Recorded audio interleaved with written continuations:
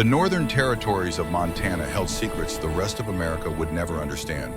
Here in the shadow of glacier-carved peaks and forests, so dense sunlight barely touched the ground, werewolves thrived beneath the surface of ordinary life. They had their own laws, their own rulers, their own wars that humans would mistake for natural disasters if they noticed at all. Marcus Blackwood woke at 5:47 in the morning, same as he had for 2,557 days. 7 years since Sarah died. Not that he counted. The alarm sat dark and silent. His body no longer needed external prompts to drag him from sleep into another day of functioning without living.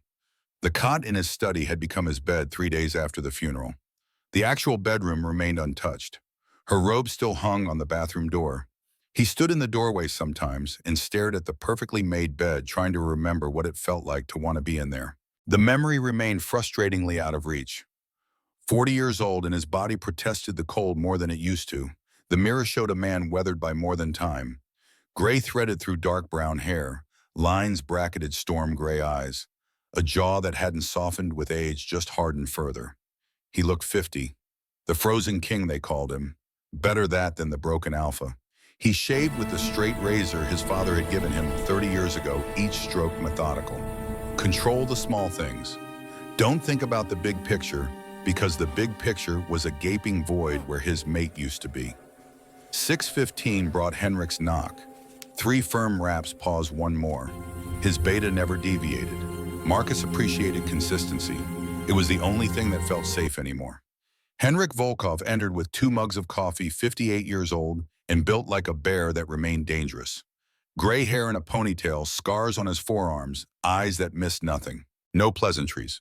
They'd stopped bothering with good mornings years ago. The briefing covered 3 topics. Southern border disputes. Malcolm Thornridge requesting audience about tax reforms. Then Henrik paused, weighing something. December 3rd, anniversary of Sarah's funeral. Marcus's response came flat. He was aware of the date. What was the briefing schedule Henrik knew better than to push? They reviewed the day's agenda. Territory patrol, council meetings, more meetings, paperwork until 11. 6 hours of sleep, then repeat, every day, forever. The routine was armor against feeling. The palace halls stretched empty at dawn. Staff knew better than to cross his path. The frozen king wanted solitude, and he got what he wanted. Blackwood Palace rose from the mountainside like a fortress, pretending to be a homestone and timber construction housing 237 people. Marcus knew the exact number but couldn't name most of them anymore.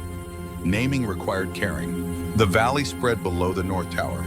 Winter dawn painting snow-covered peaks rose in gold. Sarah used to stand here with him. The memory surfaced and he crushed it immediately. Don't remember. Memory was a trap. 8:30 brought council meeting. 12 members in heavy oak chairs, each bearing family crests. Marcus arrived precisely on time and waved them down. No pleasantries. Henrik distributed folders. The agenda covered standard governance, territory taxes, resource allocation, security protocols. Lord Harrington raised the rogue problem. 5 attacks in 3 months. Patterns suggested organization. Perhaps diplomatic approach. Marcus cut through with the cold efficiency.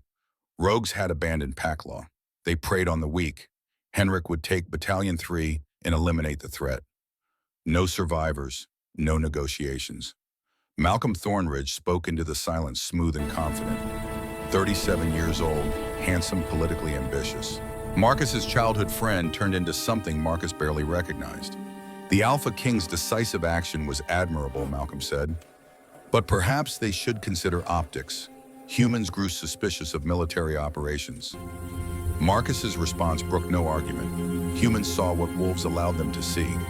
Pack safety superseded human comfort. Henrik would execute the order. Next topic, Malcolm lingered after the meeting, catching Marcus alone. Could he speak as friend? Not Lord. Marcus's correction came cold. They weren't friends anymore. They were king and subject. Whatever Malcolm had to say could be said in that capacity. The concern in Malcolm's eyes looked genuine. Marcus was the strongest alpha in generations, but strength without connection made people uneasy. The council whispered. Some said grief had broken something fundamental.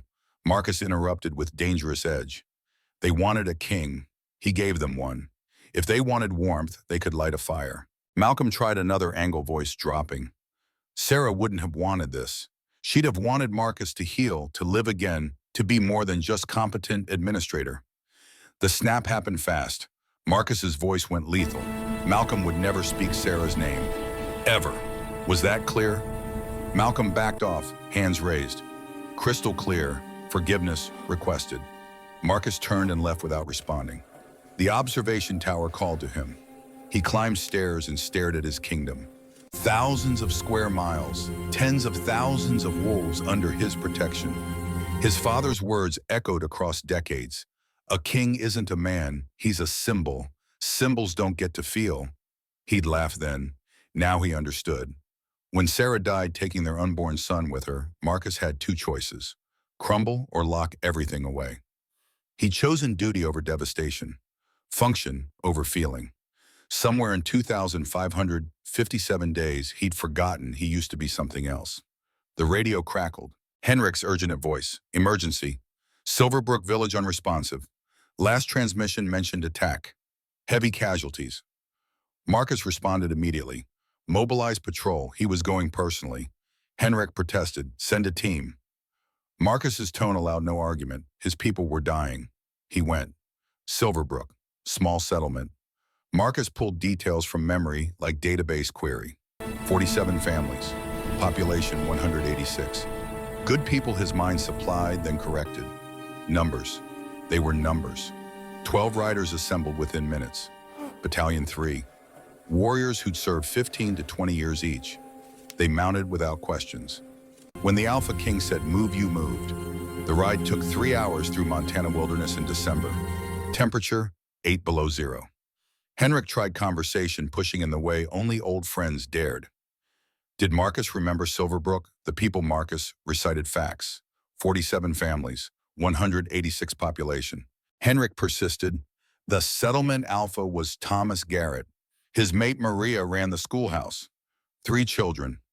Riley Cole Quinn. Thomas had saved Henrik's life at Eagle Pass. Marcus absorbed information without emotion. He hadn't known that. Henrik's observation cut deep. Marcus never asked anymore. Never learned personal details. Just ruled from distance, managing numbers instead of lives. The explanation came careful. If he knew them, knew their children's names and dreams, then when they died, it hurt. And hurt compromised judgment. Distance was protective. Henrik's response came quiet, almost sad. That wasn't a king speaking. That was a scared man hiding behind a crown. Marcus let anger flash before bearing it. Then it was fortunate he was both. They rode on. Only hooves on frozen ground and wind through pines accompanied them. Marcus retreated into numbness, thinking about logistics instead of people they were riding to save, or more likely find dead. They smelled death before seeing it, blood and smoke and fear. Henrik raised his fist. The patrol stopped in perfect formation. Marcus issued orders with cold efficiency. Standard search pattern. Watch for survivors and ambush. Capture one rogue alive if possible. Silverbrook appeared through trees like vision of hell. 47 homes reduced to ash and broken timber. Bodies scattered, frozen in final moments. Some had shifted mid-attack. Others died human, caught before they could defend themselves. Marcus walked through destruction with detached focus. His mind categorized automatically. Entry points, 3 simultaneous breaches. Coordinated timing suggested military training. Kill pattern, high-value targets eliminated first. Thomas Garrett's body near center clearly died fighting. Then civilians. Systematic extermination. Time of attack 6 to 8 hours ago based on blood coagulation. Attacker numbers 50 to 60 wolves, all rogues. But rogues didn't organize like this. This was military assault. Henrik knelt beside claw marks. These weren't random rogues. Attack patterns showed tactical coordination. Someone trained them, turned them into army. Marcus's jaw tightened. This was the 3rd frontier settlement in 6 months with identical patterns. Someone was testing defenses or targeting specific settlements. But why? Then he heard it. Faint, almost missed beneath the wind. A child's whimper. Marcus followed alone. Something about this feeling, personal, led to House 34, partially collapsed. Basement door visible under debris. He shifted rubble aside with bare hands, ignoring splinters and cold. Someone was alive down there. He pulled the door open. Darkness below. His eyes adjusted quickly. 3 children huddled under single torn blanket, covered in soot and dried blood. The oldest, maybe 6, had arms wrapped around 2 smaller children, ash blonde hair matted with gore, sky blue eyes that had seen too much. When she saw Marcus, she growled, 6-year-old positioning herself between her siblings and an AlphaKing. Something in Marcus cracked. This wasn't a number. This was a child who'd watched her world end, kept siblings alive through freezing night, and still chose to fight. He crouched slowly, voice gentler than it had been in 7 years. He wasn't here to hurt them. He was Marcus Blackwood, AlphaKing. They were safe now. The girl's response cut through every defense. Monsters had come, killed everyone. Mama said hide. They'd hidden. Everyone else was gone. Marcus felt each word like physical blow. He studied her. Riley, Thomas Garrett's daughter, and the others. Cole, 4 years old, Quinn barely 2. All 3 bore shifter scent markers. They'd grow to be wolves, currently vulnerable, defenseless. The necessary question. Were there others? Riley shook her head. One tear tracked down her dirty cheek. Just them. The implications crystallized. 3 orphans. No family. Standard protocol dictated foster placement. Separate them across different families. Clean, efficient, exactly what should happen. Marcus looked at Riley's fierce, protective stance, at Cole's quiet terror, at Quinn's fragile innocence, and made a decision that had nothing to do with protocol. They should come with him. All 3, he'd take them somewhere warm and safe. Riley studied his extended hand, weighing limited options.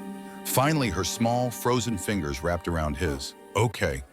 But they stayed together, always together. Marcus's promise carried alpha weight. Always. They stayed together. He gathered all 3. Riley insisted on walking despite frozen feet. Cole in one arm, Quinn in the other, wrapped them in his fur-lined coat. The patrol stared in undisguised shock at their AlphaKing carrying 3 filthy, traumatized children like precious cargo. Henrik cleared his throat diplomatically. Perhaps fine placement at the next settlement, proper channels for orphans. Marcus's response came flat and absolute. They were coming with him. To the palace. Anyone who questioned it could challenge him directly. No one challenged. Henrik bowed acknowledgement, though confusion remained clear. In 25 years of service, he'd never seen Marcus make impulsive decision. They rode north. Marcus held all 3 on his horse. Quinn fell asleep against his chest. Cole's trembling stopped. Riley remained alert but gradually leaned into his warmth. Riley's small voice broke the silence. Why was he doing this? They were nobody. Marcus chose honesty, because when he'd seen her protecting siblings despite terror and cold, he'd recognized courage most warriors never showed. And because no child should watch their world burn and think they were alone. Riley studied him. Something clicked. Thank you for saving us. Marcus felt warmth for the first time in 2,557 days. Blackwood Palace appeared as afternoon light faded. Staff scrambled. Ingrid Morrison, head housekeeper for 40 years, took one look and seized control. The Barons needed baths, food, and sleep. And Marcus needed to explain why he'd brought home 3 strays. Marcus's correction came quiet but firm. They weren't strays. They were survivors under his protection. Ingrid's expression softened. She'd raised Marcus, knew what this meant. As you say, my lord, she'd see them cared for. Hours blurred. Staff mobilized, baths heated, clothing located. Riley was cleaned and dressed in oversized wool dress. Cole received warm clothes and soup. Quinn cried when separated for her bath until assured siblings were nearby. By evening, all 3 were in guest suite adjacent to Marcus's wing. 3 beds, but they dragged them together, seeking comfort in proximity. Ingrid had found old toys from Marcus's childhood. Marcus stood in the doorway watching them settle. Riley's voice came small. Would he be here in the morning? His promise came firm. He would be here. They were safe. Riley whispered that Mama used to say that, but monsters came anyway. Marcus knelt beside the bed.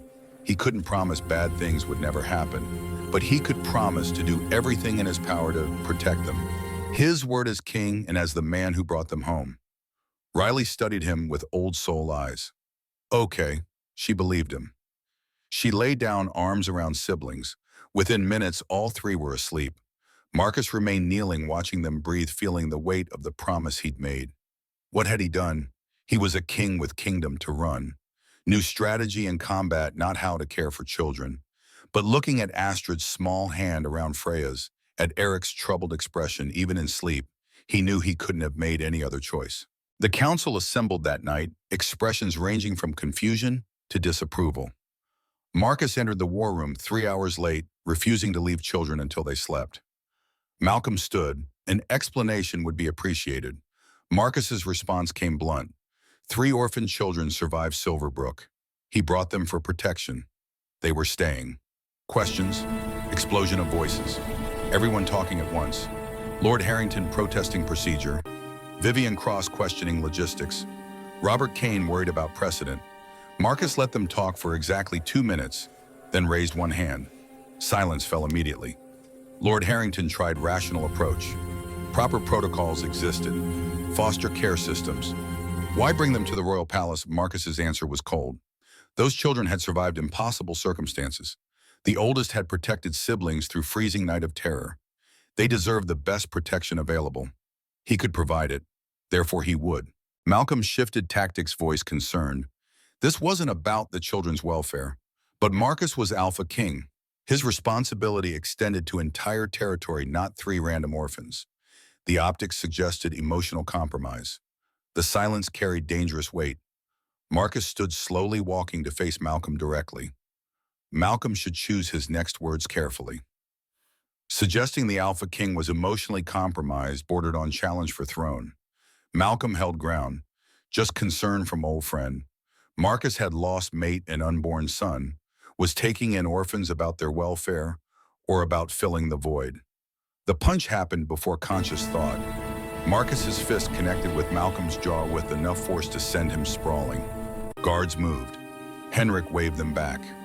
Marcus stood over Malcolm, alpha power radiating. Malcolm would never mention Sarah or Alexander again. These children had watched parents die, survived through 6-year-olds' courage.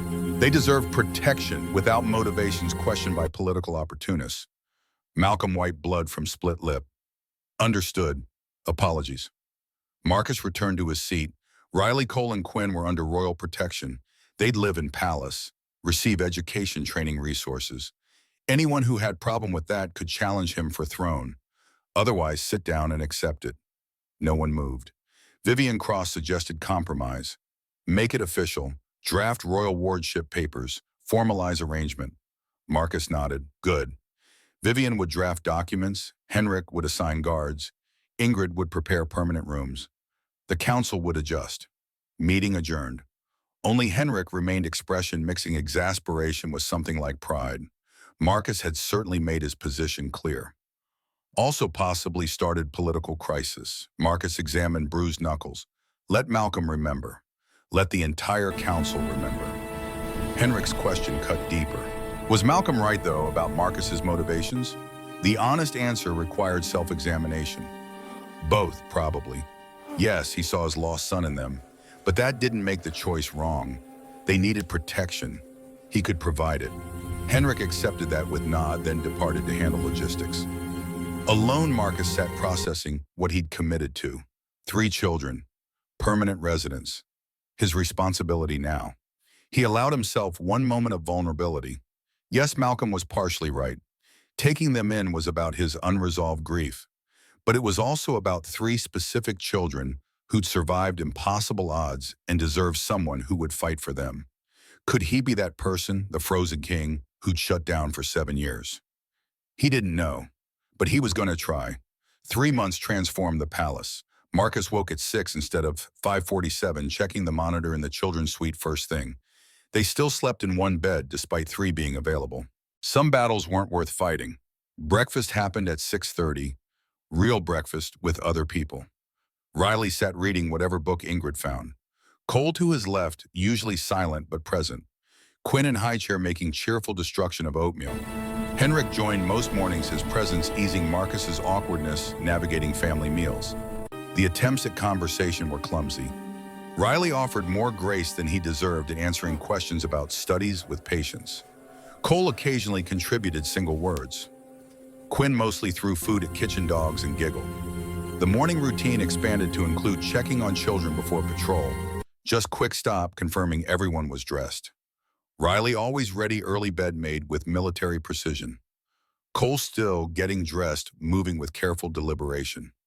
Quinn required Ingrid's help with buttons and braids. 8 o'clock brought the ritual Marcus had come to dread and cherish. Bedtime stories. He discovered children's books in the library, dusty volumes from when Blackwood children actually lived here. His reading needed work. Riley had suggested voices.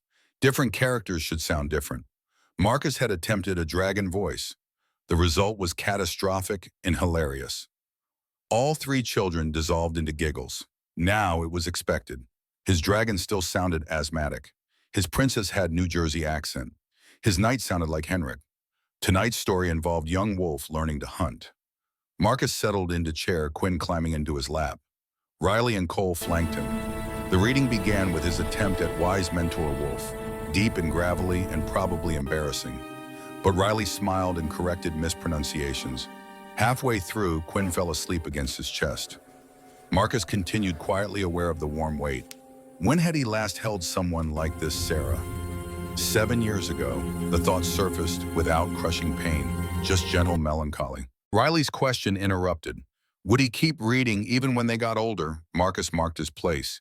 He'd keep reading as long as they wanted. If they hit 30 and still wanted bedtime stories, he'd accommodate. Probably with better voices by then. Maybe. Cole spoke up with rare humor. The voices were fine as they were. Getting better would ruin entertainment value. Marcus glanced at the boy, caught the slight smile. Humor, progress, small victories. The story concluded. Time for bed. Riley hesitated before lying down, worrying her lower lip. Did Marcus think they were getting in the way? She'd heard Lord Harrington say the AlphaKing had better things to do than play father to orphans. Marcus felt anger flash. Harrington had said that where Riley could hear, the response came firm. They weren't in the way. They were exactly where they belonged. Anyone who suggested otherwise could answer to him. Riley's shoulders relaxed. She just worried he'd realize this was too much work, that they weren't worth the effort. Marcus waited until she looked at him. They were absolutely worth the effort. Every minute. Something in Riley's expression shifted, not quite trust yet, but belief that maybe he meant it. Good night, Marcus. He carried Quinn to bed, tucking her in with the stuffed wolf she'd claimed. Stood in doorway watching 3 small chests rise and fall. His responsibility. His family, though the word still felt too big. Henrik waited in hallway. The observation came casual but weighted. Marcus had just spent an hour doing voices for children's story. The Frozen King wouldn't recognize himself. Marcus swirled whiskey, considering. The Frozen King had been survival mechanism. Maybe not necessary anymore. Maybe 3 children had given him permission to stop surviving and start living. Henrik's question cut to core. How was Marcus actually doing, not the king? The man. The honest answer required vulnerability. It was hard. Excruciating some days. Every time Riley smiled, every time Cole spoke, every time Quinn fell asleep in his arms, his heart cracked open more. And hearts that opened could break. But the pain of opening felt better than numbness of staying closed. Living hurt, but not living hurt worse. These children had taught him that distinction. Henrik raised his glass. Sarah would be proud. Marcus drank, letting burn distract from emotion. He hoped so, because most days he had no idea what he was doing, just showing up and trying. Henrik's reassurance came with wisdom of experience. That was parenting. Nobody knew what they were doing, just kept showing up. The first 3 months established patterns. By the 2-year mark, those patterns became unbreakable routines. At the 5-year milestone, Riley now 11, Cole 9, Quinn 7, Marcus barely recognized the Frozen King he'd been. Riley's hypervigilance slowly decreased but never disappeared. She slept with knife under pillow. Marcus had found it during room check and chosen not to confiscate the weapon. Riley needed that sense of control. The incident with Palace Guard taught everyone to announce presence loudly. The young warrior had startled Riley in hallway. She'd disarmed him and had knife at throat before conscious thought engaged. Marcus had arrived to find his 7-year-old holding trained warrior at knife point. The situation required careful handling. He knelt to Riley's level voice, calm. The guard startled her. Her response was instinctive, but they needed way for her to feel safe without attacking people. Riley released him immediately, knife clattering. Apologies tumbled between sobs. Was Marcus going to send them away? Proof they were too broken, Marcus pulled her into hug. They weren't going anywhere, this was home. But new protocol, everyone approaching would announce themselves. Could Riley work with that? Riley nodded against his chest. The guard accepted, stammered apology. Henrik implemented protocol immediately. Life continued. Cole's selective mutism proved more challenging. The boy spoke to Riley and Quinn without issue, occasionally to Marcus and Henrik. But tutors received only silence. Marcus observed the pattern. Cole spoke when comfortable, clammed up when pressured, so he stopped forcing. Instead, he took Cole to engineering workshops. No pressure to talk, just observation. 3 weeks in, Cole pointed at blueprint and whispered that support beam was positioned incorrectly. How had he spotted it? Cole's explanation came quiet but detailed. Load distribution, weight calculations. Current design would collapse. He'd redesigned it mentally. Marcus provided paper. Cole drew. The design was brilliant. Marcus implemented it immediately and adjusted Cole's education plan. This child had genius-level spatial reasoning. Intelligence didn't require verbal expression. The breakthrough shifted their relationship. Cole began seeking Marcus out, sharing observations. Still quiet, but no longer completely silent. Progress measured in syllables. Quinn's night terrors woke the entire wing regularly. She'd wake screaming about monsters with red eyes. The details were remarkably consistent. Something about rogues had imprinted on her 2-year-old mind. Marcus started sleeping in chair in their room. First night was accident. Waking at 3 a.m. to Quinn's screams, he'd been right there. The terrors subsided faster. Quinn saw him and reached out. Monsters gone. He was there. She was safe. Promise always. Next night, he intentionally stayed. Quinn woke once, saw him in chair, went back to sleep. The terrors decreased. 6 weeks before, Quinn could make it through most nights undisturbed. Henrik found him one morning stiff from sleeping in chair. Marcus was going to destroy his back. Could return to own bed. Marcus stretched, feeling 41 years in protesting spine. Maybe. But Quinn still had occasional bad nights. Easier to be nearby. Henrik's expression shifted to concern. Marcus was organizing entire life around 3 children. What happened to boundaries? The response came automatic. Boundaries were for people who could afford distance. These children needed him present, so he stayed present. Henrik let it drop, but Marcus saw the worry. His beta thought he was getting too attached, setting himself up for heartbreak. Probably right, Marcus chose attachment anyway. The years blurred. Riley reached 8 with warrior's intensity and child's vulnerability. Cole turned 6, quiet but increasingly comfortable. Quinn hit 4 with energy to power small city and no sense of self-preservation. The council noticed Malcolm made pointed comments about distraction. Lord Harrington suggested professional caretakers. Vivian Cross worried about succession planning. Marcus listened with patience of someone who didn't care about their opinions. Riley, Cole, and Quinn were thriving. That validated every choice. Training began when Riley turned 8. Marcus watched her practice with wooden swords, self-taught movements, showing instinct but no technique. He approached Garrett Stone, retired Special Forces. Trained 3 children, youngest only 4, to defend themselves without traumatizing them. Possible Garrett studied Marcus with assessing gaze. Training trauma survivors required delicate balance. He'd attempt it with supervision. First session was careful. Garrett working with Riley on basic stances. Riley attacked the lesson with fierce determination, absorbing corrections, drilling movements. She approached combat training like drowning people approached air. Garrett noted the intensity with concern. She fought like she expected to need these skills imminently. Marcus confirmed. Riley lived with constant awareness that safety was temporary. Training gave her control. Let her learn. Cole's training took different form. He lacked Riley's aggressive instinct. Garrett quickly realized the boy's strength lay in observation. During demonstrations, Cole would point out vulnerabilities, suggest strategies, see 3 moves ahead. Garrett pulled Marcus aside after 2 weeks. Cole wouldn't be frontline fighter, but his tactical mind was extraordinary. Perhaps strategy training. Marcus agreed, adjusting curriculum. Cole flourished, absorbing military theory with quiet intensity. Different strengths, equally valuable. Quinn at 4 was chaos incarnate.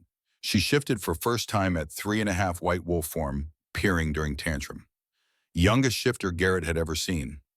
Rare bloodline. The white wolf caused immediate ripples. White wolves appeared once every 3 generations, always associated with change, prophecy, power. Quinn had shifted back with no awareness of significance, just excited she could finally be wolf. Marcus researched extensively that night. Every white wolf in recorded history was catalyst for major change. Sometimes positive, sometimes destructive, always significant. The prophecy he discovered was ancient, fragmented, but core message remained consistent. When winter's children rise from ash, when white wolf runs, kingdom will either fall or be reborn. 3 children surviving winter massacre. White wolf, rising from ash. The parallels were impossible to ignore. Henrik agreed correlation seemed more than coincidental. If prophecy was known to others, someone might have targeted Silverbrook because of these children, or might target them now. Marcus made decision immediately.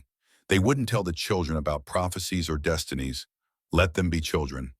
Train them to be strong. But don't burden them with knowledge that ancient texts suggested their existence might reshape kingdom. 5 years accumulated into established patterns. Riley at 12 fought with controlled fury.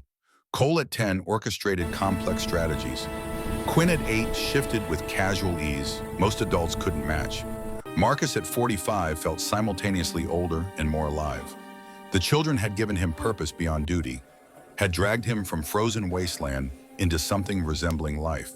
Henrik's investigation into Malcolm Thornridge consumed 3 months of careful surveillance. The findings arrived in manila folder Marcus opened alone at midnight. The evidence was circumstantial, but damning.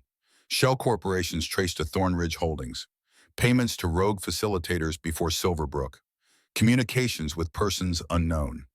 Malcolm had been involved. The question was why. The prophecy provided possible answer. If Malcolm knew about Winter's children, eliminating potential catalysts made cold strategic sense. Marcus sat with folder for hours. His friend, his childhood companion. That person had ordered deaths of 47 families to eliminate 3 children who might challenge power structures. The rage built slowly from cold anger into white-hot fury. He wanted to storm Malcolm's estate immediately, drag him before council and execute him for treason. But rage-driven action was poor strategy. Malcolm had covered tracks expertly. Moving without ironclad evidence would fracture territory into civil war. Marcus forced tactical thinking. Malcolm believed he'd eliminated prophecy children 5 years ago. Discovering they'd survived would change calculations. Either attempt another assassination or shift strategy. Either way, forewarned meant prepared. The decision formed with cold clarity. Increase security without explaining why. Continue monitoring Malcolm, build legal case slowly. When moment came, move publicly and legally. And don't tell the children. Not yet. They carried enough weight. Morning brought breakfast as scheduled. Marcus arrived at 6:30, folder locked in safe expression, neutral. Riley looked up from book. Cole pushed eggs in geometric patterns. Quinn attempted spoon balancing. Normal, safe. Marcus poured coffee and tried to match their energy, though mine remained fixed on evidence. Riley's voice interrupted dark thoughts. Could they train with real weapons soon instead of wooden practice swords? She'd turned 8 last month. Marcus considered weighing safety against preparedness. Garrett would assess readiness. If approved, start with dulled practice blades. Progress based on demonstrated skill. Riley's smile transformed her face. Thank you, she wouldn't let him down. Marcus felt heart clench. This child who'd survived massacre, who'd learned to fight because helplessness terrified her, deserved better than world where 8-year-olds needed combat training. But the world was what it was. Preparing her meant giving her tools, even if doing so acknowledged monsters existed in sometimes targeted children. Cole spoke up. He'd been studying defensive architecture. Palace Eastern Wall had vulnerabilities. Could he present analysis to Henrik? Marcus's eyebrows rose. Cole was 7, but he'd redesigned security grid at 6. Permission came with gentle caveat, of course. But maybe take time for activities beyond military strategy. Play with children his age. Cole's expression suggested Marcus had suggested interpretive dance. Other children were loud and unpredictable. He preferred books and blueprints. Marcus backtracked. Not problematic. If security architecture made him happy, encourage intellectual curiosity. Quinn interrupted to announce successful 5-second spoon balance. New record. Everyone should celebrate. They dutifully celebrated. Marcus and Riley applauding, Cole offering statistical analysis, Quinn basking in attention. Moments like this reminded Marcus why he'd made these choices. 3 children creating joy from breakfast chaos, worth protecting at any cost. 3 weeks later, Riley solved the mystery herself. The girl was brilliant, observant, noticed everything.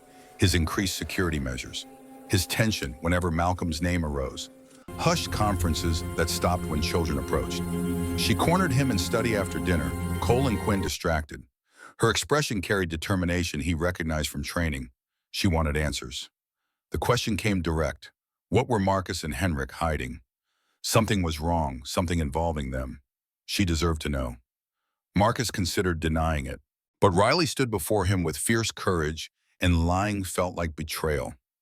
The admission came carefully. They discovered information about Silverbrook, evidence suggesting it wasn't random. Someone organized it, targeted specific people, including her family. Riley's face went still. Who? Marcus hesitated.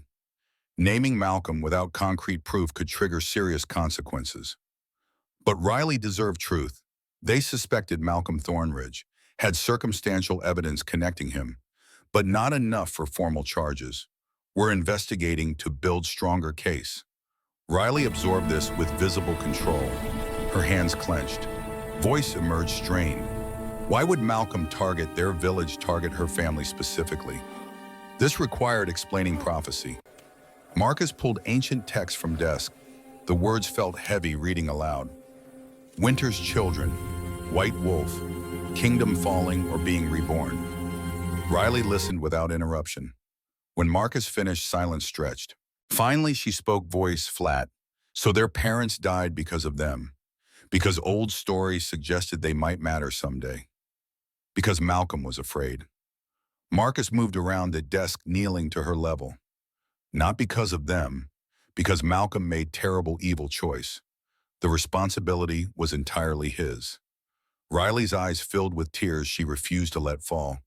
But if they hadn't existed, if Quinn hadn't been White Wolf, those people would be alive. Mama and Papa would be alive. The mathematics were simple. Marcus gripped her shoulders, forcing eye contact. The mathematics were irrelevant. Existing wasn't crime. Being born White Wolf wasn't crime. Malcolm's paranoid fear was crime. His willingness to murder 47 families was crime. She didn't get to claim responsibility for his evil choices. The tears fell. Riley's control shattered 5 years of processing trauma, overwhelming her. She collapsed against Marcus, sobs racking her frame. She missed them. Mama and Papa. Hated that someone took it deliberately. Marcus held her, let her cry, offered comfort through presence. He knew. Missing people was permanent. Grief never disappeared, just became something you learned to carry. But she wasn't alone carrying it. The breakdown lasted 20 minutes. When Riley pulled back, face blotchy and eyes swollen, she looked simultaneously younger and older. Her next question came with new edge. What were they going to do about Malcolm? Could they prove his guilt? Marcus chose honesty. They were working on building case strong enough to move publicly. But it took time. Patience. Couldn't risk civil war by acting prematurely. Riley wiped her eyes, jaw setting. She could help. Could watch Malcolm. Gather evidence. Do whatever needed. The refusal came immediate. Absolutely not. She was 12. Investigating dangerous enemies was not appropriate. She'd continue training, continue living. Leave Malcolm to adults. Riley's glare could melt steel. She wasn't helpless, child. Had been training 5 years. Could fight, strategize, observe. Why shouldn't she help? Because Marcus refused to add her to list of people he'd lost? Because Malcolm was dangerous. Because children deserve to be children. Because he said so. The argument continued. Eventually, Riley stormed out, slamming door. Marcus let her go, slumping with exhaustion. Henrik appeared within minutes. She knew Marcus confirmed, figured it out, demanded answers, received them. Now processing with grief and fury. Henrik's assessment was pragmatic. She was stubborn, intelligent, motivated. Of course she'd try to help. Question was whether to guide that impulse or fight it uselessly. Marcus understood logic but resisted viscerally. She was 12. Still his responsibility to protect. Henrik sat across from him. Marcus couldn't protect them forever. Couldn't keep them children. Eventually they'd face adult dangers. Better to guide than forbid. The argument had merit Marcus didn't want to acknowledge. But Riley now knew someone murdered her parents deliberately. The question was when to deliver full truth and how to frame it without adding unbearable weight. Marcus made decision he immediately regretted. Fine. Riley could help. Limited supervised capacity. Information gathering only. Nothing putting her in direct contact with Malcolm. And if at any point she was at risk, all involvement ended. Henrik nodded approval. Would establish parameters. Give productive outlet without exposing to danger. Marcus hoped so, because if anything happened to her, because he'd allowed this, he'd never forgive himself. The years continued accumulating. Riley's involvement in an investigation remained limited but meaningful. She observed Malcolm at public events, noted inconsistencies in his public statements, provided insights that only someone with personal stakes could identify. Cole contributed technical expertise, analyzed communication patterns, built probability models of Malcolm's behavior. His genius-level intelligence applied to bringing down their parents' murderer. Quinn remained mostly uninvolved, too young, too impulsive, but she provided moral support, reminded them all why this mattered. 3 orphans who'd survived and deserved justice. By the time Riley turned 21, they'd built comprehensive case against Malcolm. Financial records, communication intercepts, testimony from recovered rogues in protective custody, pattern analysis of attacks. Not enough for immediate execution, enough to justify serious investigation. But Malcolm moved first. 10 years changed everything. Riley at 21 commanded Palace Guard with authority that made seasoned warriors twice her age defer to her judgment. Captain's insignia on her shoulder. She'd earned respect through hundreds of training hours and genuine care for every soldier. Cole at 19 managed security systems so complex even Henrik struggled to follow the architecture. Chief strategist at age when most pack members were still learning basics. Quinn at 17 remained chaos barely contained. White wolf form she shifted into as easily as breathing. Scout commander who could infiltrate and return with intelligence before anyone noticed. Marcus at 55 felt every year in joints, but none in heart. The frozen king was distant memory. Gray dominated his hair, new scars from decade of protecting territory. But eyes that had been dead blazed with purpose. The war room meeting happened on Tuesday in March. Henrik called emergency session, face grim. Council assembled quickly. Marcus arrived to find his 3 children already present. No longer wards requiring protection, warriors preparing for battle. Henrik's briefing was concise and devastating. Malcolm Thornridge had mobilized forces from 4 southern territories, 600 trained fighters plus support, moving north in coordinated formations suggesting months of planning. Target was obvious: Blackwood Palace, the AlphaKing, the 3 prophecy children Malcolm had failed to eliminate 15 years ago. Marcus absorbed this with calm of someone who'd been expecting it. The only surprise was Malcolm waited this long. 15 years since Silverbrook. Plenty of time to realize his massacre failed. The question wasn't why. It was how they'd defend against force 3 times larger than Garrison. Riley studied maps with intensity Marcus recognized from childhood. Cole's fingers moved across tablet running calculations. Quinn stood perfectly still, white wolf patience in human form. Henrik continued with brutal honesty. Palace defenses were formidable but not infinite. 600 attackers against 200 defenders meant 3-to-1 odds. Allied packs had promised reinforcements, 50 warriors within 2 days. That improved odds to 600 versus 250. Still bad, less hopeless. Lord Harrington raised the question everyone thought. Perhaps negotiation was possible. Perhaps Malcolm could be reasoned with. Marcus's response came flat. Malcolm had orchestrated murder of 47 families 15 years ago. Reasoning with that kind of paranoia was futile. This ended in victory or death. Malcolm had requested parley, traditional courtesy, meet on neutral ground, discuss terms. Everyone knew it was theater. But refusing suggested cowardice. Riley objected. Sending AlphaKing to meet would-be murderer seemed tactically unsound. What if it was trap? Marcus appreciated concern, but decision was made. He'd survive 40 years of threats by not hiding from danger. Meeting Malcolm directly sent message. The AlphaKing wasn't afraid. The parley location was neutral territory 20 miles south, open ground visible from all angles. Marcus rode out with Henrik and 10 guards. Riley argued, wanted to accompany, couldn't protect him if not present. Marcus was firm. She protected Palace and brothers. That was her duty. His was facing Malcolm. The ride took 3 hours. Marcus used time to center himself. Malcolm wanted to discuss terms. Marcus wanted to look his children's would-be murderer in eye and promise his destruction. Henrik rode beside him. Marcus was calmer than expected, facing 600 enemies and childhood friend turned traitor. Marcus explained stress came from uncertainty. This situation held none. Malcolm would demand abdication. Marcus would refuse. War would commence. Simple, almost relaxing in inevitability. Henrik's counter was pragmatic. Nothing about war was relaxing. People would die. Good people. The children might die. Marcus himself might die. The honesty came easily, because for 15 years, Marcus had been waiting for this. Knowing Malcolm was threat, but unable to act. Now Malcolm had declared himself openly. That clarity was relief. Malcolm's camp appeared, 50 fighters visible. Malcolm stood at center, confident and relaxed, 47 years old. Wait, Marcus calculated. Malcolm was 37 15 years ago. Should be 52 now. Handsome still, charismatic, dangerous because likable. Marcus dismounted. Henrik and guards formed protective circle. Malcolm approached alone. 2 alpha-blooded men facing each other. Old friends, current enemies. Malcolm spoke first, reasonable tone. This didn't have to end in bloodshed. Marcus could abdicate, take adopted family leave territories. Malcolm would grant safe passage. Marcus listened until Malcolm finished, then delivered response with Arctic precision. No, never. Not while he breathed.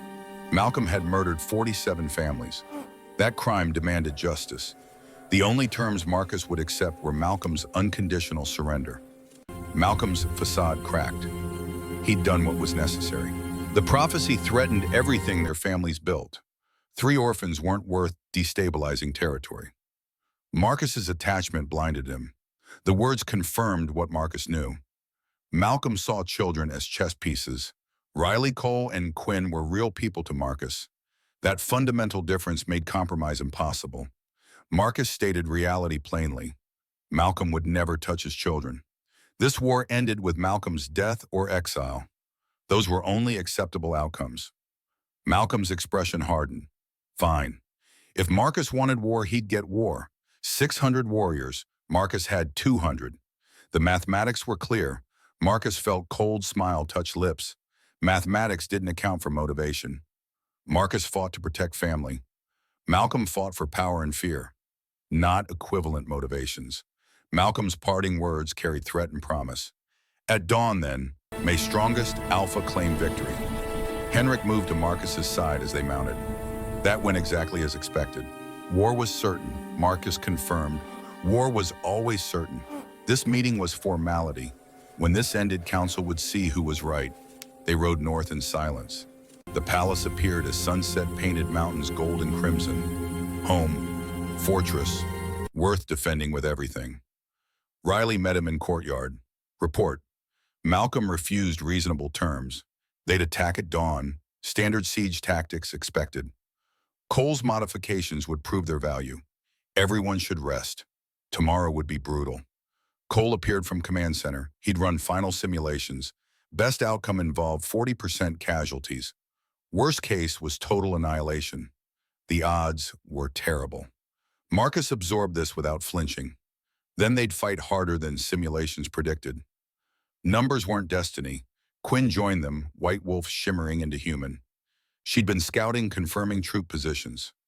600 was accurate, well-armed, well-trained, also overconfident. Good. Overconfidence created mistakes.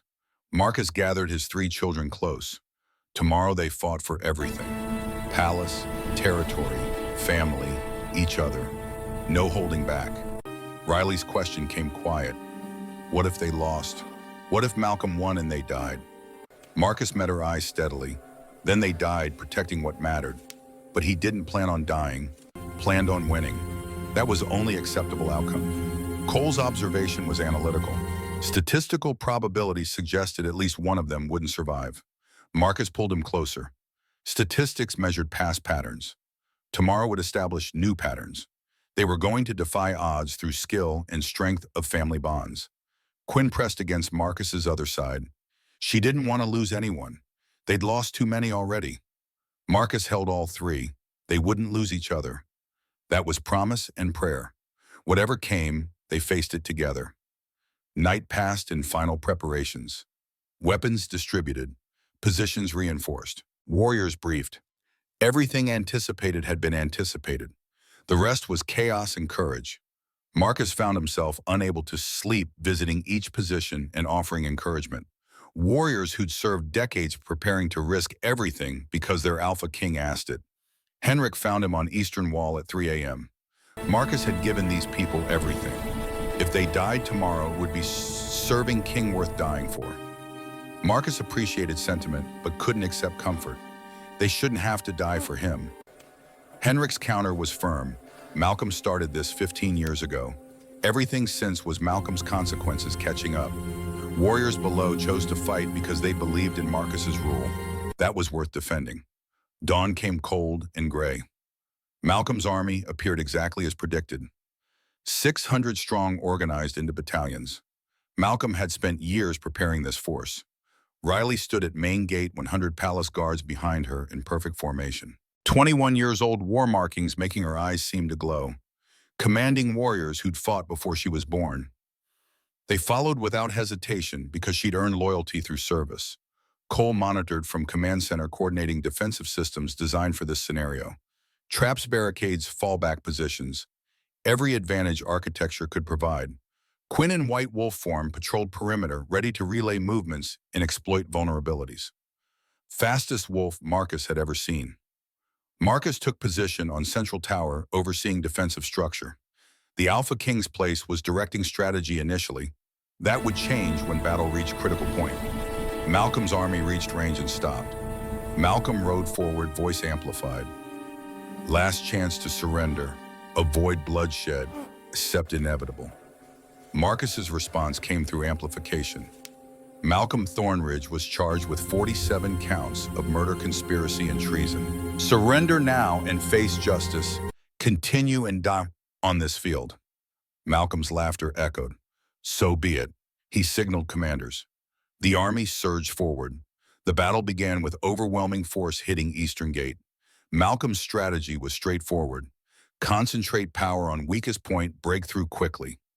Except Cole had reinforced Eastern Gate specifically because it was obvious target, steel reinforced doors backed by 3 defensive layers. Malcolm's warriors hit gate expecting breakthrough, found killing field. Riley's guards held with disciplined precision, not trying to stop 600, just delay them, channel them, force them into positions where defenders' advantages multiplied. First wave broke without breaching gate, 15 enemy down, 3 defenders wounded. Ratio that would lose long-term, but one opening engagement. Second wave came harder. Battering ram coordinated assault. The gate shuddered, hinges screamed, but held. Riley repositioned, anticipating breach. Gate fell on 4th ram impact. Malcolm's warriors poured through, expecting scattered resistance. Found Riley's tactical formation. Guard units positioned to maximize defensive advantage. Enemy advance slowed, stopped, began taking catastrophic casualties. Marcus watched from Tower Pride, warring with fear. Riley was brilliant. Her strategy worked beyond projections, but sheer numbers remained insurmountable. Cole's voice crackled over comms. Time to spring trap 2. On Marcus's signal, Marcus surveyed battlefield timing perfectly. Enemy forces committed to courtyard. Concentrated. Now. Cole triggered hidden defenses. Courtyard floor portions collapsed into pit traps. Net systems deployed from concealed positions. 30 warriors down or captured in seconds. Malcolm's forces retreated, reorganizing. First assault failed spectacularly, but 600 could afford failures. 200 couldn't. Next 3 hours blurred into cyclical violence. Attack, defense, retreat, regroup. Casualties mounted asymmetrically. Marcus lost 7 guards. Malcolm lost 43. The ratio was unsustainable. Afternoon brought turning point. Malcolm deployed reserve force, 100 fresh fighters hitting exhausted defenders. Riley's forces began to buckle. Positions that held all morning started falling. Then came nightmare fuel. 20 massive wolves emerged from Malcolm's rear lines, 50% larger than normal, eyes glowing faintly red, movement patterns wrong, enhanced rogues, experimental abominations Malcolm had been developing. Riley's voice cracked over comms. "Dad, these new ones, they're not normal. They're not stopping when injured." Marcus's blood ran cold. Malcolm had crossed lines warfare normally respected. Enhanced soldiers were illegal under pack law. Unpredictable, uncontrollable. The enhanced rogues crashed into defensive positions like battering rams. Regular fighters scattered. Even experienced warriors hesitated. Quinn engaged one in white wolf form. Her speed advantage meant nothing when enhanced rogue absorbed damage and kept attacking. She barely dodged strike that would have decapitated her. Marcus made the call. All units fall back to secondary positions. They couldn't fight enhanced soldiers conventionally. Needed Cole's countermeasures. The withdrawal was organized cow. Guards retreating under cover while enhanced rogues pressed advantage. But they made secondary positions where Cole's defenses waited. Enhanced rogues followed blindly into kill zones. Enhanced bodies, non-enhanced brains. They fell into traps, triggered nets, walked into concentrated fire. Within 10 minutes, all 20 neutralized. But the cost was evident. 15 more defenders down. Morale shaken. Malcolm's willingness to use enhanced soldiers revealed desperation. Riley's assessment came grim. If Malcolm had more of those, they'd lose. Marcus hoped they'd seen all of them. Quinn's urgent communication changed everything. Malcolm's forces were circling toward rear entrance where non-combatants sheltered. Someone needed to reinforce immediately. Marcus made decision instantly. He was going. Henrik would maintain command. Riley would hold main gate. Cole would continue coordinating. Quinn and Marcus would handle the rear assault. Henrik began objecting, but Marcus was already moving. Some situations required AlphaKing's personal intervention. Rear entrance was chaos.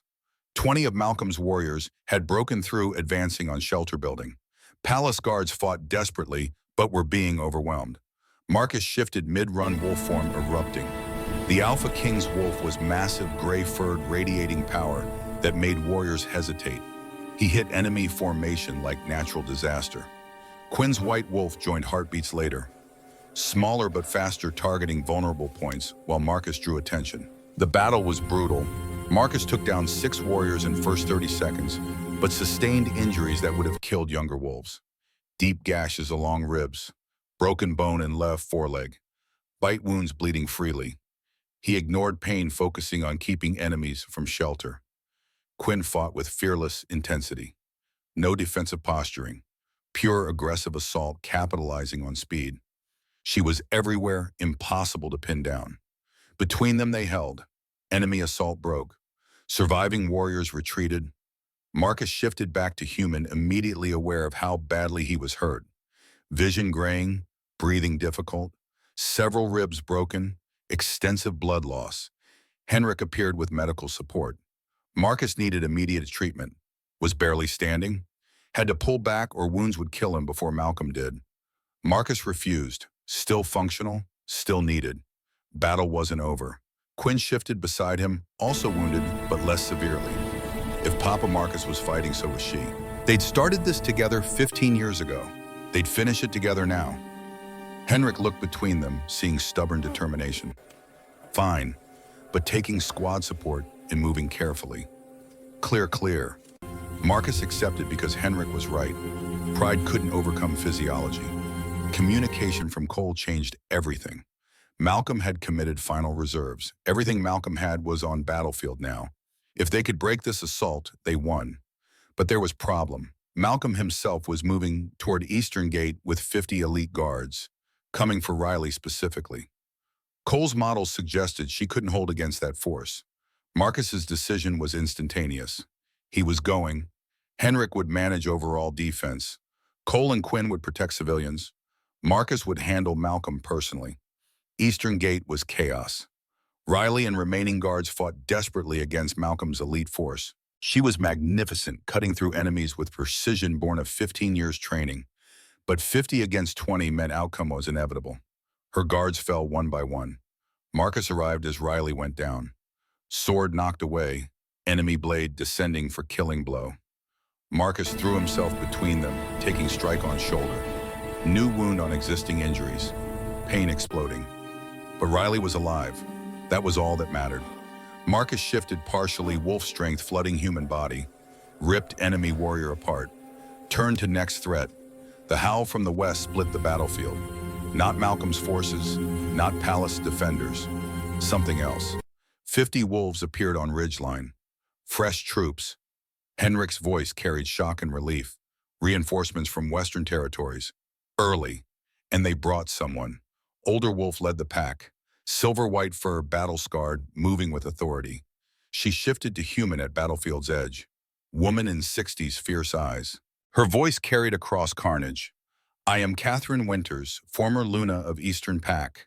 Marcus Blackwood showed my daughter's memory honor by protecting 3 orphans when easier path was turning away. I stand with him. Marcus's mind reeled. Catherine, Sarah's mother. They'd lost contact after Sarah's death. She'd withdrawn to Eastern territories. He'd thought her too old for warfare. Apparently not. Catherine's warriors hit Malcolm's forces from flank. Fresh troops against exhausted fighters. The tide shifted immediately. Enemy formations suddenly trapped between 2 forces. Malcolm's expression went from confident to desperate. This wasn't supposed to happen. Someone had miscalculated. Henrik's hand on Marcus's shoulder carried gratitude. Catherine just saved them. Marcus watched his late mate's mother tear through enemy ranks with efficiency that reminded him painfully of Sarah. Family showed up when it mattered. Even family you'd lost touch with. Malcolm stood at gate watching with cold satisfaction that shifted to alarm. Finally, AlphaKing wounded and weakening. But now reinforcements complicated everything. The challenge came formal. Malcolm Thornridge challenged Marcus Blackwood for AlphaKing position. Single combat, Victor claimed all. Marcus accepted, voice steady despite failing body. Winner took everything. Loser died. Simple. The way it should have been 15 years ago. Armies pulled back. Ancient tradition dictated challenges between alpha-blooded wolves were sacred. No interference. Riley tried to object. Marcus was wounded. This wasn't fair. Marcus silenced her with gesture. Fair didn't matter. This was ending now. Marcus and Malcolm faced each other in cleared space. Both shifted to wolf form simultaneously. Gray versus black. Experience versus youth. Wounded king versus fresh challenger. They circled, assessing each other. Malcolm's confidence was palpable. Marcus was bleeding, limping, clearly damaged. Victory seemed certain. Malcolm lunged first, going for throat. Marcus sidestepped despite injuries, using Malcolm's momentum against him. Technique over strength. He'd been fighting 30 years. Knew how to win when outmatched. The battle raged for endless minutes. Marcus taking hits he couldn't avoid. Dealing damage despite wounds. Fighting with desperate intensity of someone protecting everything he loved. Malcolm got throat hold. Marcus was weakening. Bleeding out. This was the end. Malcolm's growl suggested triumph. Riley's scream cut through Marcus's fading consciousness. Dad, the word. She'd never used it before. Always Marcus or Papa Marcus. Never Dad. The simple title carried weight that shattered something inside him. Alpha power erupted. Pure dominance from somewhere deeper than physical strength. Marcus threw Malcolm off with force that defied his injuries. Lunged for Malcolm's throat. Closed jaws on vulnerable flesh. Kill shot. Available. Easy. Marcus Ho. Well, CCU Marcus held position. Didn't close jaws, didn't finish it. Just held Malcolm pinned bleeding, but alive. The Alpha King's mercy was deliberate, witnessed by both armies. Marcus shifted back to human, body failing, but voice steady. The fight was over. Malcolm lost. But he wasn't dying today. He was going into exile, leaving territories, never returning. That was mercy Malcolm hadn't shown children's parents. But it was mercy Marcus chose anyway. Malcolm shifted to human, shocked. Why? Why spare him after everything? Marcus's response came with children watching. Because they needed to see strength wasn't about killing defeated enemies. It was about choosing mercy even when vengeance was justified. Malcolm's crimes deserved death, but creating more death wouldn't heal anyone. Riley, Cole, and Quinn watched their father spare the man who'd murdered their parents. The lesson was clear. They could be better than enemies, could break cycles of violence, could choose compassion even when it hurt. Malcolm crawled away, broken beyond physical. Guards took him into custody. Southern Territory's forces scattered. Marcus collapsed. Adrenaline evaporated, wounds taking their due. His children surrounded him, immediately calling for help, trying to stop bleeding. Henrik arrived with healers already working to stabilize. Injuries were severe, but survivable. Barely. Marcus would live, would recover, but he'd push past reasonable limits. Marcus looked at 3 children through dimming vision. They'd won, survived, were still alive. That was victory. Riley gripped his hand, tears streaming. He'd saved her again, 15 years ago from ruins, today from death, always there when they needed him. Marcus squeezed weakly. That was what fathers did. Showed up, protected, loved, even when it cost everything. Consciousness faded, but he faded knowing family was safe. The prophecy had been about this moment, not destruction, rebirth. 3 children from ashes had indeed changed him, made everything worth protecting. He let darkness take him, trusting they'd be there when he woke. His family, chosen, perfect, everything. 3 months of healing felt like years. Marcus's injuries had pushed his 55-year-old body past reasonable limits. Broken ribs, punctured lung, extensive blood loss. Healers said he'd been minutes from death when Henrik got him to medical station. 3 minutes closer and he wouldn't have woken up. But he did wake. 2 days post-battle consciousness, returning slowly to find Riley sleeping in chair beside his bed. Cole at his other side, tablet dimmed but still running security feeds. Quinn in wolf form curled at foot of bed, all 3 keeping vigil. His movement woke them. Riley's face transformed from exhausted worry to overwhelming relief. "You're awake. Thank God." Marcus tried to speak, throat too dry. Cole pressed water to lips while Quinn shifted to human and threw herself onto bed in careful hug, avoiding injuries. Papa Marcus lived. She'd been so scared. He held all 3 as well as broken body aloud. Made promises he'd be fine. Would recover. Wasn't leaving them. Recovery was slow. Physical therapy reminded him body was 55 despite mind thinking 30. Exercises exhausted him. Progress measured in stairs climbed and distance walked. Children visited constantly. Riley bringing reports on territory management she was handling in his absence. Cole showing security improvements he had implemented. Quinn just sitting with him, presence more healing than medicine. Henrik managed interim governance with council support. Malcolm's defeat shattered Southern Territory's resistance. Surviving lords swore allegiance to Blackwood rule. Malcolm himself had been exiled under armed escort, marked as traitor, sent into human lands, where pack law no longer protected him. Living death for Wolf. Marcus's mercy had been crueler than execution. Catherine had stayed 2 weeks helping stabilize transition and reconnecting with Marcus over shared grief for Sarah. Conversations were difficult but necessary. 2 people who'd loved the same woman finding peace together. She left promising regular visits. Family maintained relationships despite distance. 6 months post-battle brought ceremony everyone anticipated. Formal recognition of Riley, Cole, and Quinn as official heirs to Northern Territories. Not wards, not adopted children with ambiguous status. Heirs, princes and princess with full royal authority. Great hall filled with every pack leader, every council member, every important figure. Marcus stood at throne, first time standing for full ceremony since injuries. Age and battle damage left permanent marks, but he was here. Present for moment, his children claimed birthright. Riley knelt first. 21 years old, a captain of guard warrior proven in combat. Marcus placed hands on her shoulders. Riley Blackwood, you survived impossible odds at 6 years old. Protected siblings through darkest night.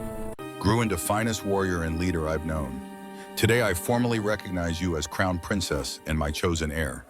When my time ends, you will rule these territories with courage and compassion you've shown since the day I found you. The crown was simple, silver circlet with 3 interlocking circles. Unity their family represented. Riley stood crown on head, meeting Marcus's eyes. Thank you for everything, for seeing worth in 3 orphans when the world saw only tragedy. Marcus's throat tightened. The world was wrong. You 3 were never tragedy. You were greatest gift I never knew I needed. Cole knelt next, 19 years old tactical genius who'd saved kingdom through brilliant strategy. Cole Blackwood, Prince, Chief Strategist, the mind that protects the realm. Your wisdom will guide your sister's rule and strengthen kingdom for generations. Quinn last, 17 years old, white wolf wild spirit who'd brought joy back. Princess, Scout Commander, the prophecy child who proved destiny could be shaped by choice rather than predetermined by ancient texts. Your courage inspires us all. Ceremony concluded with traditional pack howl. Every wolf shifted and sang an acknowledgement of new heirs. The sound raised goosebumps. This was pack. This was family. This was what he'd built from 3 orphans and frozen heart. Celebration afterward was genuine. Warriors toasting Riley. Council members who doubted Marcus 15 years ago, now congratulating him. Even Lord Harrington admitted he'd been wrong. Those 3 children had become kingdom's greatest asset. Marcus found himself on observation tower as party continued below. Same view, same mountains, same kingdom. But everything felt different, because he was different. The man who'd stood here 15 years ago barely existed anymore. Henrik joined him with 2 whiskeys. To survival, to victory, to family. They drank in comfortable silence. Finally, Marcus spoke what he'd been processing. I'm stepping down. Henrik didn't seem surprised. When soon, maybe a year, Riley's ready, more than ready, and I'm tired. 55 feels like 70. Want to rest while I can still enjoy it. Sarah would be proud of you, of them, of everything you built after she died. Marcus hoped so, because truth was, he'd been ready to give up 15 years ago. Ready to be frozen king forever existing without living. 3 orphans in ruins had saved him from that fate, given him reasons to thaw, to feel, to love despite risk. The years had been hard, wonderful, terrifying, perfect. Everything parenthood should be.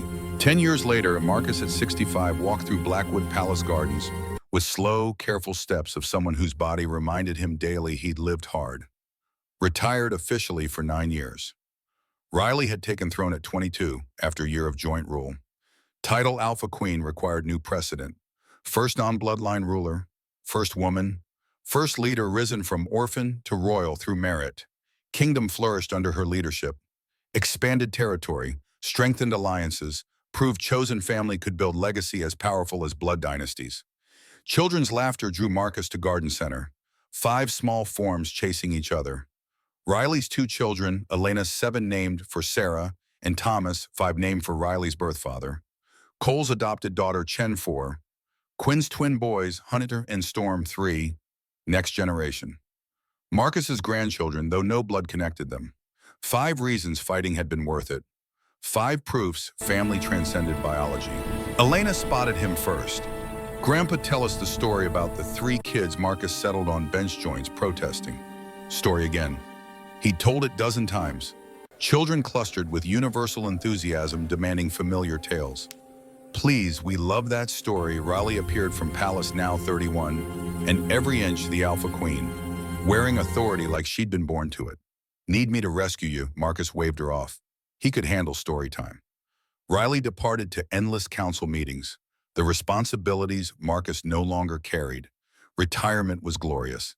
He began tale they all loved. Once upon a time, There was a king who forgot how to be human. He was strong and powerful and very, very sad, lost and cold, frozen inside where it mattered. Then one winter day he found 3 children in ruins of village. The telling took 30 minutes. Marcus did all the voices, terrible as always, which made children giggle. Brave young girl protecting siblings. Quiet, smart boy who saw everything. Tiny baby who grew into white wolf. Frozen king who learned to love again. Elena, wise beyond years, asked questions she always asked. Did the king stay frozen, or did children fix him? Marcus considered carefully. He wanted to say children fixed him, but that wasn't quite right. They didn't fix him. They gave him reasons to fix himself, showed him life was worth living even after terrible loss, taught him family wasn't about blood. It was about who you'd fight for, who you'd die for, who made you whole. Other children had gotten distracted chasing butterflies, but Elena remained studying her grandfather's face. You were the king, right? The frozen one. Marcus had tried to keep story abstract, but the girl was too smart. Yes, he'd been frozen king, very sad, and after losing someone he loved. Then 3 special children changed everything, and Mama was one of them. The brave girl. Your mama was bravest person I'd ever known. From 6 years old to now. Courage never faded, just grew stronger. Elena hugged him spontaneously. I'm glad the children unfroze you, Grandpa. Otherwise I wouldn't exist. Marcus held his granddaughter and felt his heart, that organ frozen for 7 years, and slowly thawed over 15 more, swell with joy that still surprised him after 25 years. She was right. Without Riley, Cole, and Quinn, none of this existed. No family, no grandchildren, no legacy worth leaving. Cole approached with Chen in tow, his daughter chattering about complicated scientific concept. Cole at 29 had become exactly what Marcus predicted, brilliant strategist whose mind protected kingdom more effectively than armies. Quinn arrived last with twin terrors, both boys showing early signs of mother's wild nature and complete lack of fear. Quinn at 27 still scouted sometimes, despite being married with children. Said retirement didn't suit her personality. Marcus worried constantly, but had learned to accept Quinn would be Quinn regardless. They gathered in garden as afternoon light painted everything gold. 4 generations of Blackwood family.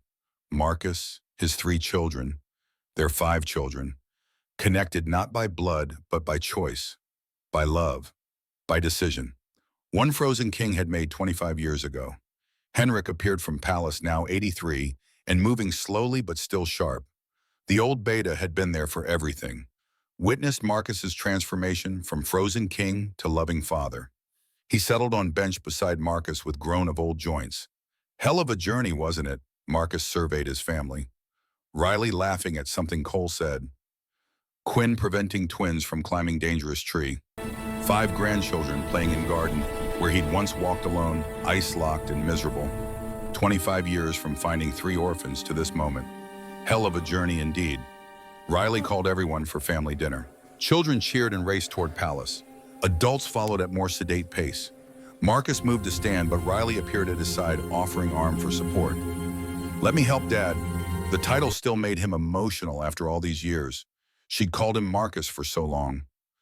Then Papa Marcus, finally just Dad when she turned 16. The word carried weight he'd never take for granted. They walked together toward palace. Riley shortened stride to match his slower pace. Her voice came quiet. Do you have any regrets about taking us in? Derailing your whole life, Marcus stopped needing her to see his face when he answered. Every moment I had with you 3 was gift. The day I found you in those ruins was the day my life started making sense again. Before that, I was surviving.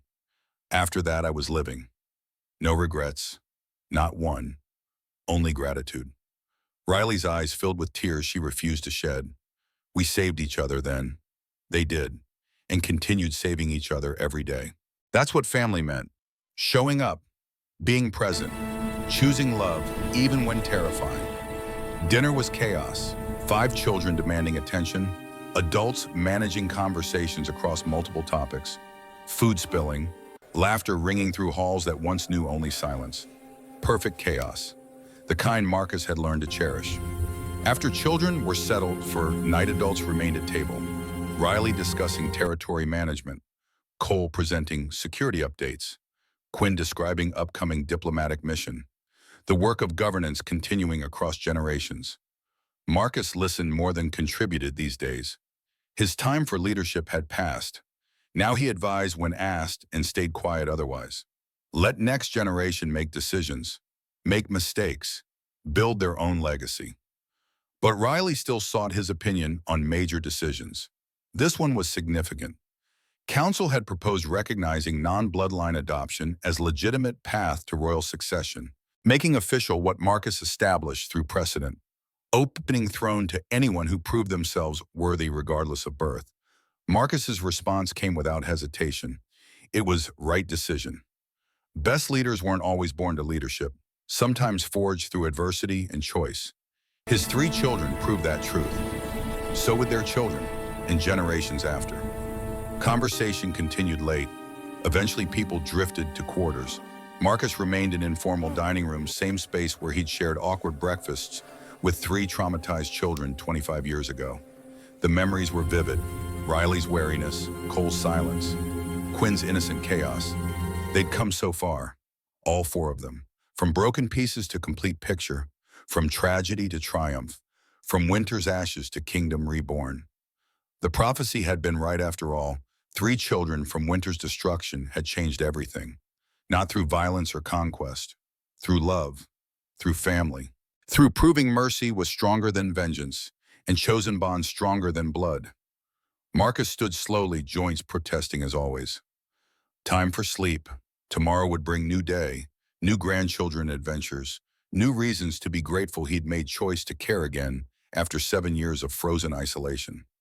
He paused in doorway, looking back at table. For a moment he could see them.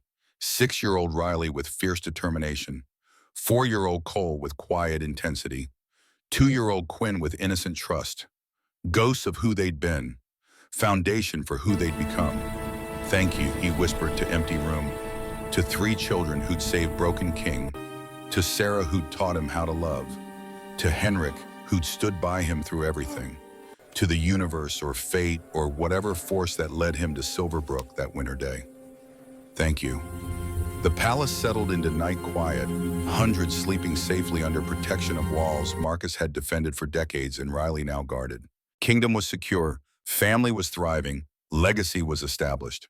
Marcus Blackwood, former Frozen King, retired alpha father and grandfather, and living proof that human heart could survive, even deepest winter, went to bed surrounded by love. That was victory. Nothing else mattered. The prophecy was complete. The kingdom had been reborn, and it started with 3 words he'd spoken 25 years ago to 3 orphans in ruins. You stay together. They had. Always together. That was the lesson. That was the legacy. That was everything.